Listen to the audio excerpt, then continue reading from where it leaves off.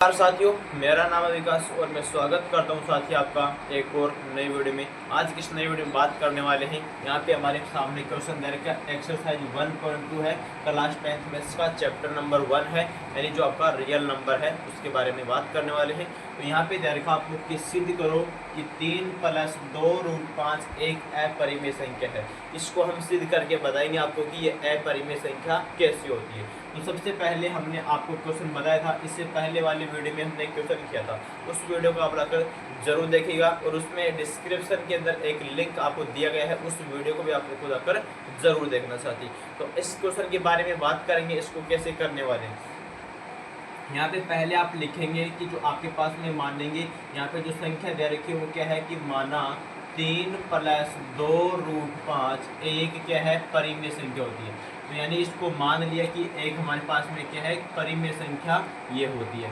क्योंकि ये अपरिमेय संख्या सिद्ध करनी है तो इसका उल्टा मानेंगे, ये हमारे पास में क्या है कि परिमेय संख्या है। अगर आप लोग इसको अपरिमेय को परिमेय मान लेते हो, अब आप जानते होंगे कि जो परिमेय संख्या होती है उसको P/Q के रूप में लिखा जा सकता है। अब इसको P/Q के रूप में लिखो तो यहाँ पर आएगा P/Q आ जाएगा, इसके बराबर क्या होगा 3 + 2√5 हो जाएगा साथी। इस प्रकार से बना दिया।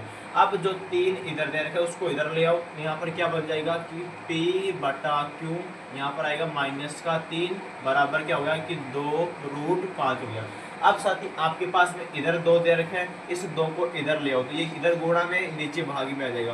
तो यहाँ पर आएगा कि P/Q -3 आएगा और इसको साथ में आप लोग मल्टीप्लाई कर देंगे 1/2 को, और इधर क्या हो गया आपके पास में साथी √5 हो गया।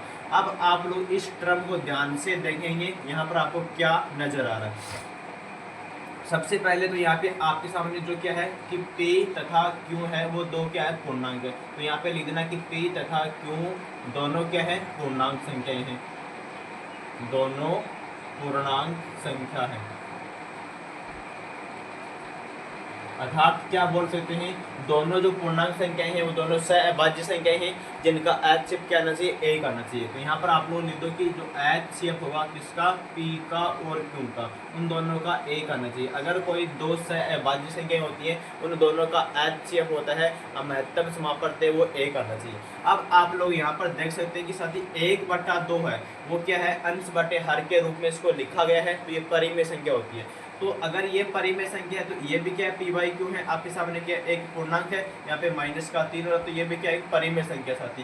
तो यहाँ पर इसको पूरे को हमने मल्टीप्लाई कर दिया तो यहाँ पर आपके पास में क्या बन गया, ये इधर वाली परिमेय संख्या बन गई। तो यहाँ पर देखो कि 1/2 यहाँ पर आएगा P/Q -3 एक परिमेय संख्या है, एक क्या है ये परिमेय संख्या है। अगर ये वाली परिमेय संख्या है तो आपके पास में जो √5 है वो भी क्या होनी चाहिए, एक परिमेय संख्या, क्योंकि LHS और RHS होती है तभी दोनों बराबर हो सकती है। अगर ये परिमेय संख्या है तो ये भी परिमेय संख्या होनी चाहिए। तो यहाँ पर हमने ये लिखा कि 1/2 P/Q -3 एक परिमेय संख्या है, इसलिए यहाँ पर लिखो इसलिए √5 भी एक परिमेय संख्या होनी चाहिए। तो यहाँ पर क्या लिखा कि जो √5 है वो भी एक परिमेय संख्या होनी चाहिए, लेकिन ऐसा नहीं होता है कि ये भी एक परिमेय संख्या होनी चाहिए।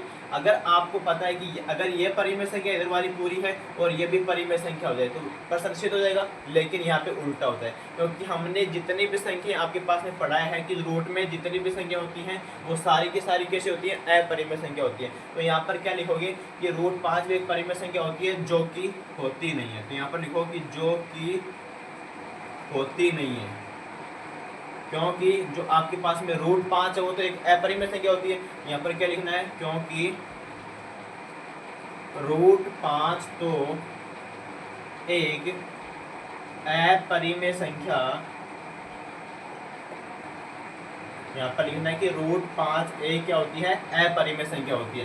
तो अगर ये वाली अपरिमेय है और ये वाली परिमेय है तो ये LHS और RHS तो बराबर नहीं हुई, मतलब LHS है वो नॉट इक्वल टू किसके, RHS के। हमने तो क्या माना कि दोनों बराबर होनी चाहिए, हमारे कथन का यहाँ पे क्या हो रहा है, विरोध हो रहा है। यहाँ पे नीचे कर इतना अतः है हमने सही माना लेकिन उसका उल्टा प्राप्त हुआ, क्योंकि हमने इसको बराबर माना लेकिन बराबर नहीं है, उल्टा प्राप्त हुआ कि ये बराबर तो नहीं है, क्योंकि अगर ये वाली परिमेय है तो ये वाली भी परिमेय होनी चाहिए, लेकिन होती नहीं है क्योंकि ये वाली अपरिमेय संख्या होती है। अतः हमारे कथन का विरोध होता है। यहाँ पे जो अतः है हमारे कथन का विरोध होता है।